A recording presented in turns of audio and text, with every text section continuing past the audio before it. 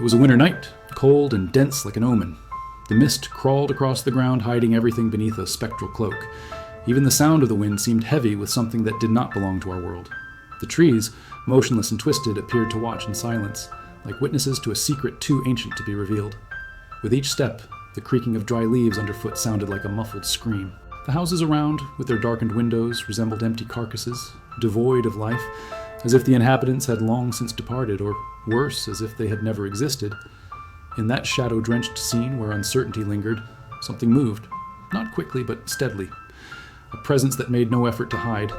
It insinuated itself through the mist, a shadow within shadows, with eyes that glowed like burning embers. The night seemed endless, time distorted, minutes stretching as if the very universe hesitated to move forward. Something was about to happen, something that had already been foretold but never understood. And then, in the most silent moment, when even the wind ceased, a knock echoed on the door of the old house at the top of the hill. Just one knock, strong, definitive. My name is Raphael. What I am about to recount happened 10 years ago, and to this day, I carry the echoes of that night. I write this as a catharsis, or perhaps as a warning.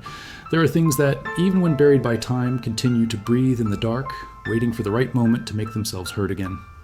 Back then, I was a skeptic. I didn't believe in anything I couldn't see, touch, or explain. The world was simple, facts, logic, and routine. But that night, all my certainties crumbled like paper in front of a fire. I was visiting my grandmother's house, an old mansion in the countryside, surrounded by a dense forest that had always made me uncomfortable, though I never admitted it. She was no longer the same. She spoke of voices coming from the woods, shadows crawling down the hallways, and figures watching her from the window. Everyone said it was dementia. I did too, until that night. It was around 3 a.m. when I woke up to a strange sound. It wasn't the wind, nor the creaking of the old wood. It was a kind of whisper, not in my ear, but in my mind. I went to the hallway, and the air there felt colder than in the rest of the house. My grandmother's bedroom door was ajar, and a faint light escaped through it. When I pushed the door open, I saw my grandmother sitting on the bed, her eyes wide, staring at the dark corner of the room. And there, where the light didn't reach, something was moving, something that didn't make sense. I shouldn't have looked, I shouldn't have called, but I called, and the thing answered. Since then, there has been something with me, something that doesn't chase me but watches me.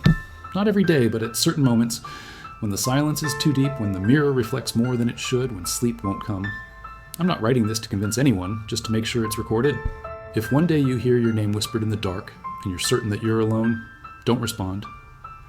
At the time, I was a newspaper delivery boy in a forgotten little town, one of those places where time seems to walk sideways and everyone knows everyone else's name and past. The job was simple. Leave early in the morning on my bike and deliver the newspapers before dawn. But there was something about the darkness of that town that always bothered me, as if it held more than just silence.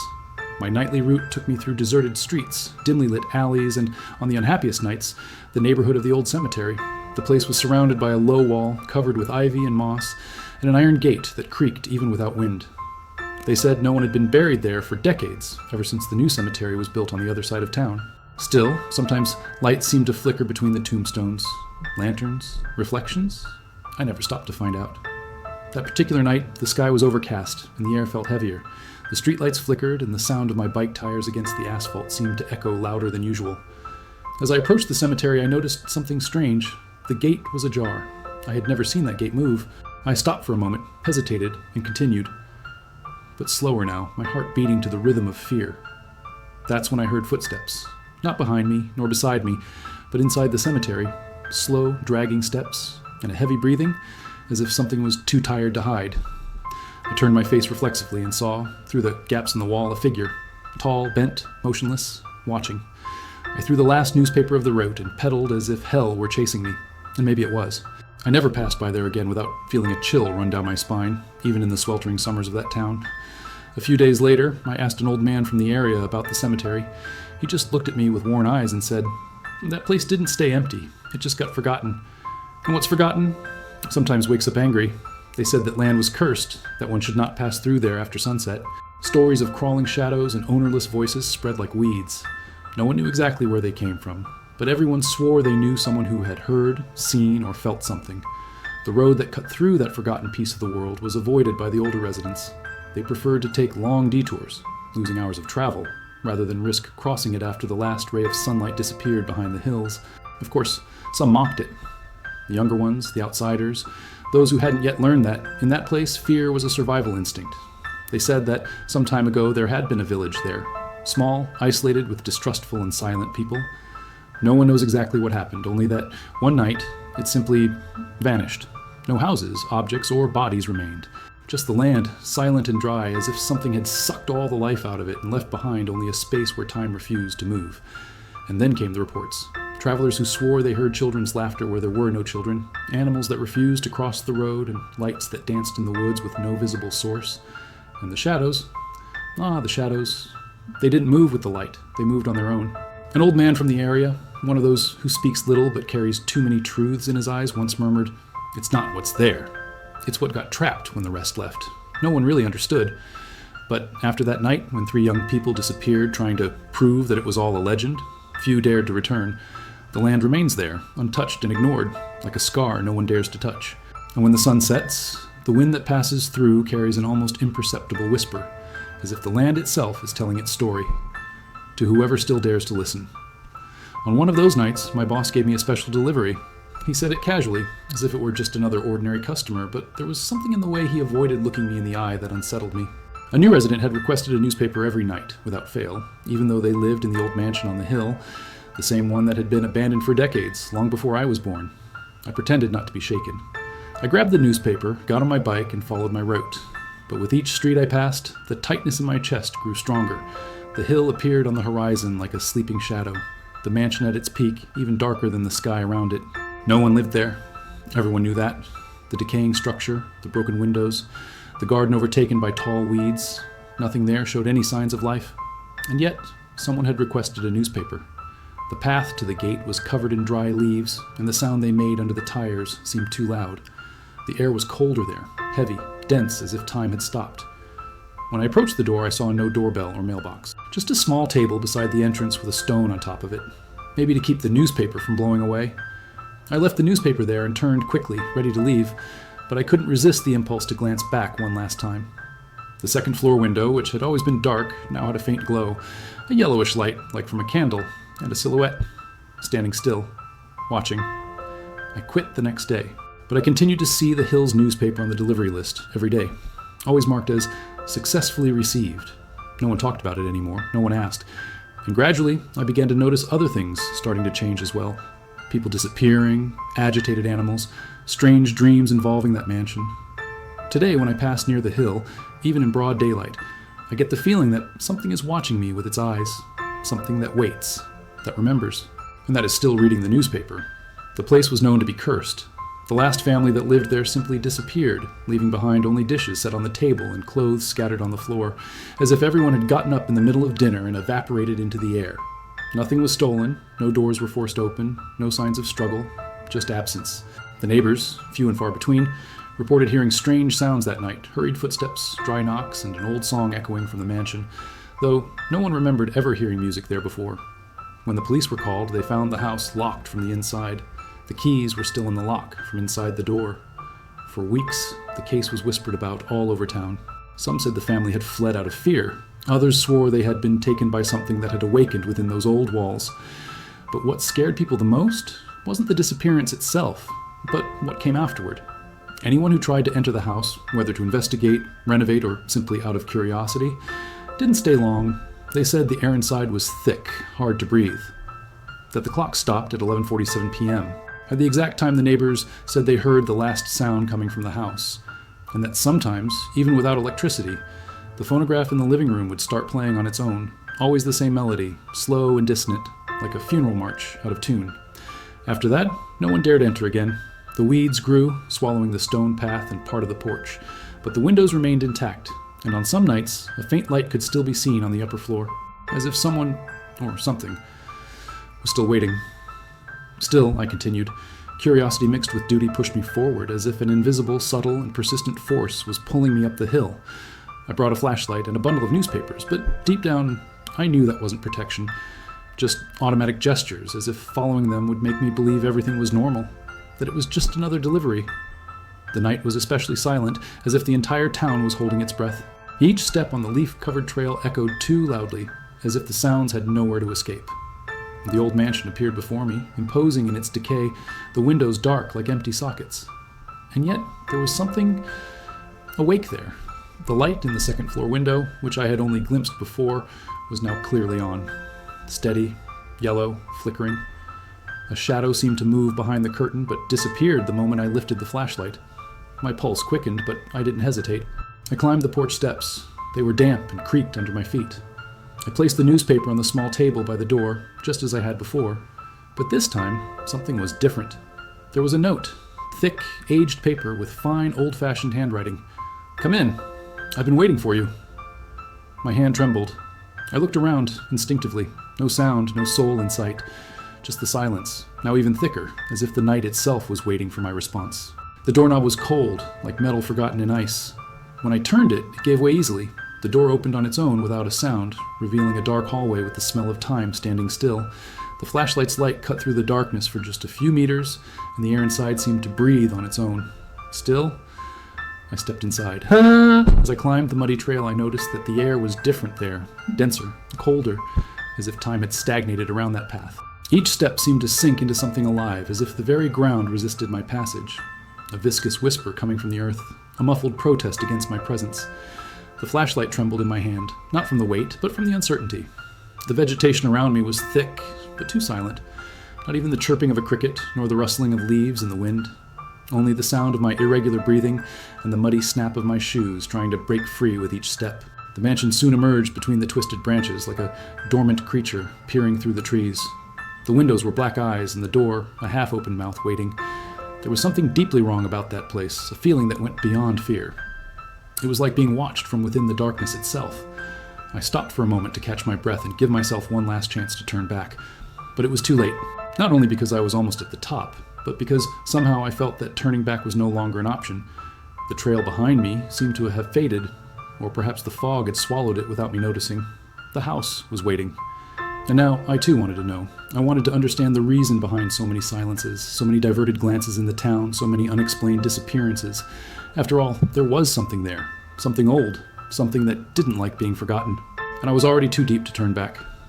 The iron gate creaked under my touch, a harsh and long sound that cut through the silence like a muffled scream. The cold of the structure traveled through my skin, even through the glove, as if it wasn't just metal, but something older, impregnated with memories that should have been buried. Beyond it, the mansion emerged from the darkness like a cursed memory that refuses to be forgotten. The dark wood of the walls seemed to pulse under the weak light of my lantern, and the windows, broken, dusty, but still intact enough, watched me with the coldness of deep eyes too deep to be empty. It was as if the house were alive, and aware of my presence. The stone path dissolved into moss and wet earth, guiding my steps to the crooked porch. Each plank creaked like an indecipherable whisper, and the door, tall and adorned with rusted ironwork, seemed to seal not just a space, but an entire time that preferred to remain closed. A sudden breeze touched my back, light, but with the clarity of a presence. I turned, but there was nothing. The mist veiled the path back, as if I had crossed an invisible threshold. Facing the door, my hand hovered over the doorknob. Something inside me screamed to retreat, to run before it was too late. But there was also a call. Not in words, but in feeling. Like when you dream of something familiar, even though you've never been there. Then, without further hesitation, I pushed the door. It opened with a dull thud, and the darkness inside seemed to have waited a long time for me. With the newspaper trembling in my hands, I approached the half-open door. A rotten smell of old flesh and wet wood filled my nostrils, making my stomach churn. It was the kind of odor that didn't just come from decaying matter, but from something deeper, almost spiritual, a stench of abandonment, of forgetting, and of death. The light from the lantern flickered in the heavy air, revealing floating particles like living dust suspended in time. The door creaked slightly with the wind, swaying in a subtle rhythm, as if it hesitated between allowing me to enter or trying to expel me. And still, I entered. The floor sank under my feet with dampness and muffled creaks. The hallway was narrow and dark, with walls covered in torn, stained wallpaper. Old portraits hung crookedly with indistinct faces that seemed to follow me with their faded eyes. Everything there was still, but nothing seemed truly at peace. I passed through the arch that led into the main room, and there, time seemed to have cruelly stopped. The dining table was set, covered in dust and cobwebs, but the plates still held petrified remnants of some forgotten meal. The chairs were pulled out, as if someone had stood up in a hurry, or had been torn away. In the center of the table, a newspaper, exactly the same as the one I was holding. The same edition, the same date, but stained. Dark red, dry, like blood that no longer belonged to anyone. From somewhere in the house, I heard a muffled sound. 3 knocks, slow, as if coming from inside the walls. And then, the door behind me slammed shut with a bang. The lantern flickered. And I knew in that instant that I was no longer alone. Before I could call out, I heard a muffled sound. Slow, dragging footsteps coming from inside. They weren't ordinary steps. They were heavy, as if something or someone was dragging itself, forcing its body to move against the pain, against the very nature of movement. The sound reverberated through the walls, penetrating the thick air like a premonition. My name was whispered, dragged, almost inaudible, but still clear enough for a shiver to run down my spine. Those words. They didn't come from someone, but from something. Something that no longer belonged to this world, yet still tried to communicate, to make its presence known. The voice was disjointed, as if it were learning how to speak, to use words that no longer made sense but were forcing themselves to be said. Time seemed to slow down. The air grew denser as I stood there, motionless, the newspaper in my hands, now an anchor in a sea of growing fear. The sound continued, dragging itself like a painful memory that refuses to disappear. Each step seemed closer, more real, as if it were drawing nearer to me. I wanted to run. I wanted to scream, to call for help. But my throat was tight, as if something were preventing me from making any sound. The air around me grew even colder, and the lantern, now unstable, cast distorted shadows on the walls of the room, creating shapes that shouldn't exist. The sound of the footsteps stopped, but the feeling that someone, or something, was right behind me, watching, didn't dissipate. And then from the depths of the darkness, another voice. No longer whispered, but clear, sharp, as if someone were right beside me. "You shouldn't be here." My body shuddered, and the ground seemed to tremble beneath my feet. The newspaper fell, scattering across the floor with a dry sound, but I could no longer think of anything except the certainty that I was no longer alone there. On an impulse, I left the newspaper on the threshold and took a step back. The feeling of being watched was so intense that my muscles contracted involuntarily, as if fear itself were pulling me away. The doorframe seemed to close in front of me, and my mind screamed for me to leave, to walk away from this place. But the lantern trembled in my hand. The unstable beam of light swept across the room, illuminating the worn walls, the floor covered in dirt and dust. But when I turned back, the light revealed something at the top of the internal staircase. I froze. A figure was there. It wasn't a human being, but something else. The silhouette was vague, indistinct, as if the shadow itself had solidified. The outline was almost ethereal, imprecise, but the eyes glowed with an empty intensity like headlights in an endless night. They stared directly at me, as if they knew exactly who I was and what I feared. The staircase leading to the upper floor was covered in dust, but there were no footprints, which meant that thing hadn't come up by ordinary means. It had been waiting, and I knew, in a visceral way, that it wasn't alone. My body seemed paralyzed, but my mind was in panic, trying to find some rational explanation, some reason for what was happening. But there was no reason, no logic. Whatever was there didn't belong to this world, didn't follow the rules of time or space. The figure took a step forward, moving slowly with a supernatural calm. The sound of its movements was like the cracking of broken bones, a distant and irregular breath. I could no longer breathe properly, but still, an invisible force pulled me closer to the stairs, as if it wanted me to climb, to go toward it. And then the voice whispered again, dragged and fragile, but now stronger, clearer. "You shouldn't have come." It was too late to turn back. A tall, skeletal figure with gray skin and hollow eyes leaned slowly, as if studying my soul. Its presence was almost intangible, like a shadow that had materialized into flesh, but the air around it was heavy, dense, as if it were a viscous substance trying to swallow me. The lantern's light trembled, reflecting off the pale surface of its skin, and the sound coming from its throat was a low, endless hiss, as if it were trying to speak but could not find the words. Or perhaps it was just observing my reaction, savoring my fear. The hiss grew, becoming stronger, more penetrating. It was as if its body was struggling to produce sound, an effort that tore through the house's silence in an agonizing way. The sense that something was wrong grew, overwhelming my senses. The creature's hollow eyes were fixed on me, deep, black, as if they were pulling me in, as if they wanted to consume me entirely. There was no life there, only emptiness, an abyss that made my skin crawl and my heart beat erratically. With a slow movement, the creature stretched even further, its joints cracking like breaking bones. Its head came closer, so near that I could feel the coldness of its breath, a smell of decayed earth and things old, forgotten by time. Its face, if it could be called that, was void of expression, but the eyes, those eyes, they were penetrating me, stripping me of everything I am, everything I hide. The hiss then turned into words, dragged out, almost inaudible, but perfectly clear in their intent. "You shouldn't be here." My throat tightened, a sharp pain that made me swallow dryly. I wanted to run, to scream, but my feet felt planted to the ground. The air was too dense to breathe. Every fiber of my body screamed to flee, but my body wouldn't obey.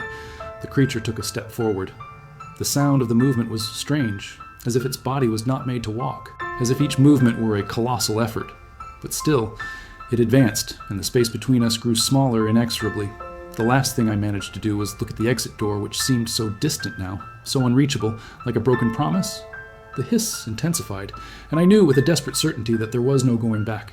My body froze, as if an invisible force had trapped me in place. My muscles refused to respond, and for a moment I stood there, motionless, my eyes fixed on the creature that was still advancing, its steps slow but deliberate. The pressure in the air increased, suffocating, and the fear turned into a pulsing pain in my chest. I couldn't breathe properly, as if the air around me was being drawn out, leaving me weak, breathless. When I finally managed to move, the impulse to flee was almost instinctive.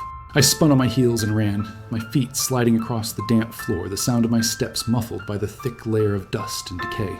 The exit door was ahead, a glimpse of salvation, but it seemed distant, much farther than it should have been.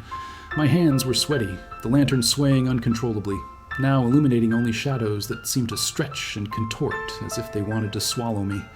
I ran faster, but the feeling of being followed was palpable. Each breath felt shorter, more labored. When I finally reached the door, something cold touched the back of my neck. The fingers. Cold, like ice, like steel. I froze again, the air stopping in my lungs.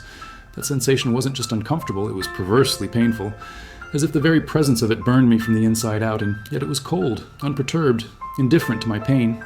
The contact lasted only a second, but it was enough to leave me completely immobilized, as if the fingers had planted a mark, a memory in my skin. I tried to scream, tried to break free, but there was no strength left in me. My body was drained as if something were stealing my energy, my will to fight. When I turned with almost superhuman effort, I saw the creature closer than ever. It was there in the shadow of the door, its gaze fixed on me, its eyes hollow, and that icy hiss still sibilating in its throat. I knew it was too late. There was no escape, no way out. And, with a slow gesture, the creature extended its hand as if inviting me to take the final step. I stumbled on the gate's steps, my left foot slipping on the damp and uneven stone.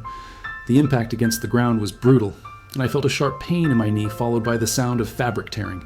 But I didn't stop to look. I couldn't. The fear, the panic consuming me, was greater than any physical pain. My mind was focused on one thing, getting out of there as quickly as possible. I got up with a desperate effort, my hands dirty with dirt and my body trembling with a tension I could barely control. The lantern was lying on the ground forgotten. I ran, without looking back, like a caged animal trying to escape the predator that had already marked it.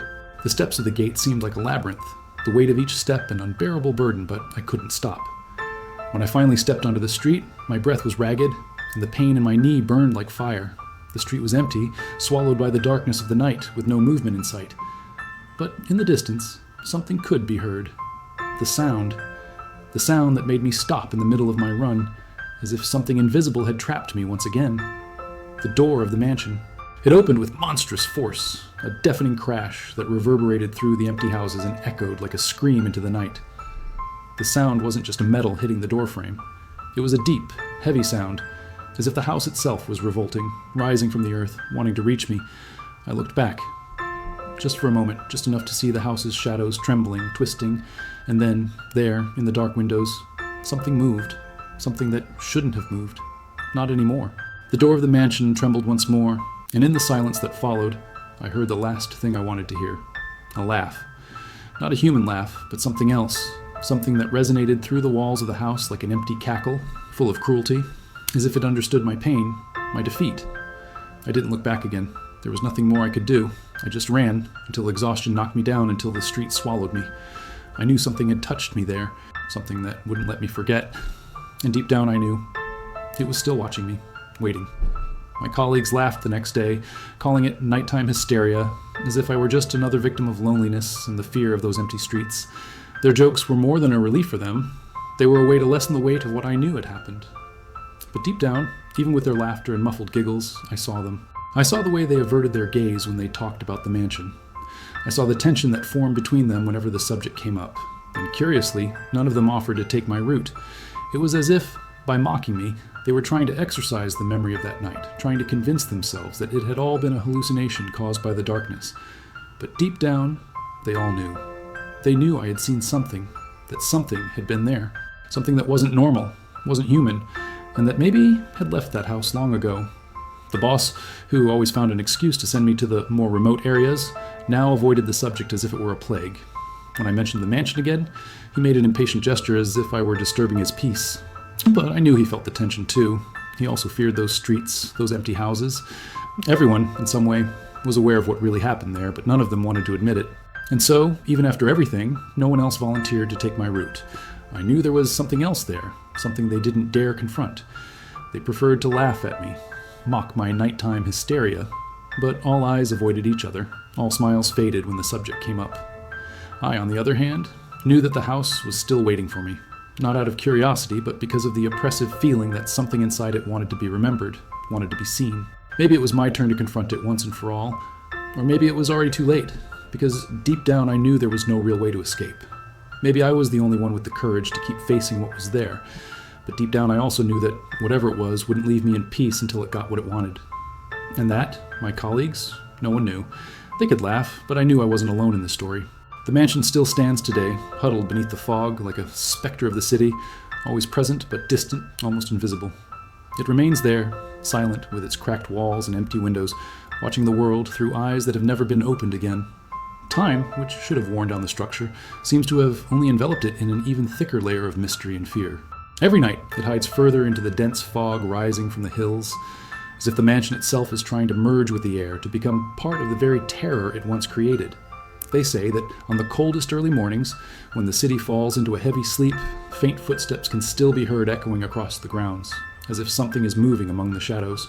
Footsteps that belong to no one, but follow an ancient cadence dragging along the old wooden stairs, as if the house is still inhabited by a presence that hasn't left, but instead has become attached to the place. And, in addition, a hoarse voice, broken by time and desperation, tries to call my name, echoing through the walls with a sense of pleading, of warning. It's a voice that won't fade, that remains alive, even when everyone else has forgotten. It rises from where least expected, creeping through the cracks, infiltrating the cold breeze, like a whisper in the still of the night. Some say it's just the wind, or imagination, but I know what I heard. I know what I felt. And whenever the fog takes over the city, a chill runs down my spine, because I know that somehow the mansion is still waiting for me. It never let me go. Sometimes, on particularly cold nights, I close my eyes and try to block out the sound, but I know it will always be there, trying to reach me. Some say time heals all, but the mansion, as I learned the hard way, is immune to time. It endures, like a constant echo, a bitter reminder that refuses to disappear. And I, no matter how hard I try, can never truly escape it. And yesterday, for the first time in years, I found an old newspaper at my doorstep, soaked, torn, and with dirty claw marks crossing my name on the label. The paper was crumpled and soaked with moisture that made the smell of mildew spread through the air, as if it had been left there a long time ago, forgotten by time. But the most disturbing were those marks, the claws, deep and sharp, as if something or someone had dragged its nails across the paper with silent hatred. They cut my name with precision, like a signature, as if I was being marked again by something that was still watching me, waiting. I stood there, staring at the newspaper. My breath stopped. Something in me told me this wasn't a coincidence. It was as if time had taken a step back, as if the house, the mansion, and everything that had happened years ago had risen again, just to remind me that somehow I was still tied to that place. With trembling hands, I picked up the newspaper. The claws had scratched not just the paper, but my soul as well. My stomach churned with the feeling that I was being called back, that something inside the house, in the depths of the fog, was still waiting for me. The fear returned with the same intensity as before, as real as the pain of a freshly made wound. A chill ran down my spine.